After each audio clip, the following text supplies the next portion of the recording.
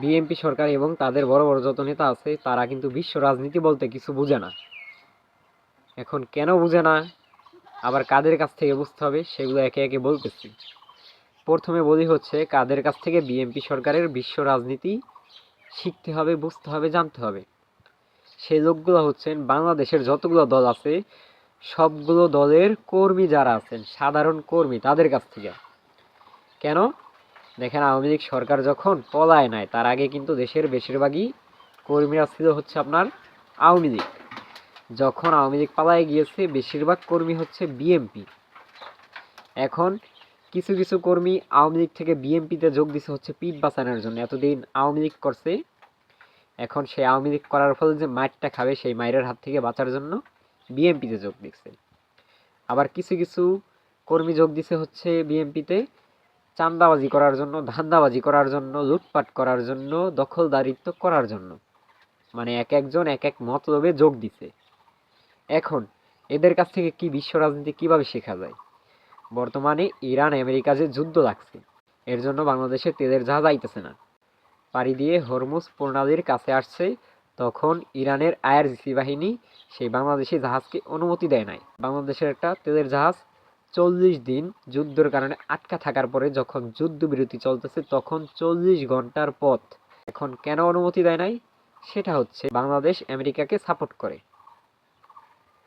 Iran যে আমেরিকার উপরে হামলা করছে, মানে আমেরিকার যে ঘাঁটিগুলো আছে সেখানে হামলা করছে, সেইটা নিন্দা জানাইছে বাংলাদেশ, এর জন্যই তাদেরকে আসতে দেয় নাই। তো এই কারণে যদি তারা বিশ্ব রাজনীতি সম্বন্ধে বুঝতো তাহলে অবশ্যই তারা আসতে পারতো। কেমন? যখন যে দল পাওয়ারে থাকবে তখন সেই দলের হয়ে চলতে হবে। দেখেন, আমেরিকার পাওয়ার ছিল, এখন পর্যন্ত আছে, আস্তে আস্তে কমতেছে। আস্তে আস্তে যেহেতু কমতেছে আর হরমুজ প্রণালী যেহেতু ইরানের দখলে, অবশ্যই ইরানকে সাপোর্ট করতে হবে। ইরানকে সাপোর্ট করলেই ইরান বাংলাদেশের তেলের জাহাজ আসতে দিবে।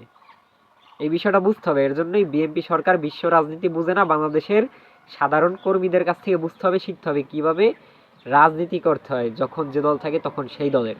একটা জিনিস দেখেন, বাংলাদেশের যতগুলো দল আছে তাদের মধ্যে বড় বড় নেতা কর্মী যারা আছে তারা কিন্তু চাইলেই মুহূর্তের মধ্যে দল চেঞ্জ করতে পারে না।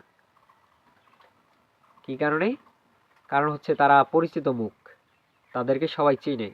আর যারা কর্মী আছে তারা চাইলেই হুট করে দলটাকে পরিবর্তন করতে পারে।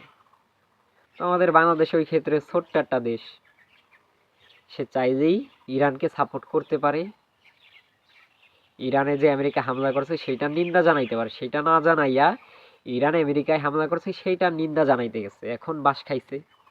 এখন আমাদেরকে ভুগতে হবে, সেটার খেসারত দিতে হবে।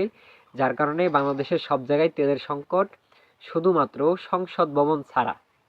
সংসদ ভবনে সরকারি দলীয় লোকেদের কাছে কোনো তেলের সংকট নাই, শুধু পেট্রোল পাম্পে গেলে বোঝা যায় যে আমাদের 10 লিটার তেল প্রয়োজন, সেখানে 2 লিটার দিচ্ছে। তেলের সংকট দেখেই তো 2 লিটার দিচ্ছে। যদি সংকট না থাকতো তাহলে কিন্তু আমাদের যা চাহিদা তাই কিন্তু দিত। এখন আপনাদেরকে ভালোভাবে বিশ্ব রাজনীতি বলতে শেখা দরকার খুব দ্রুত, নয়তো নিজেরা বাস খাবেন, দেশের জনগণকে নিয়ে বাস খাবেন। তো অবশ্যই আমি যে কথাগুলো বলছি কতটুকু যৌক্তিক অবশ্যই কমেন্টের মাধ্যমে আপনারা জানাবেন। তো ভিডিওটা দেখার জন্য সকলকে ধন্যবাদ।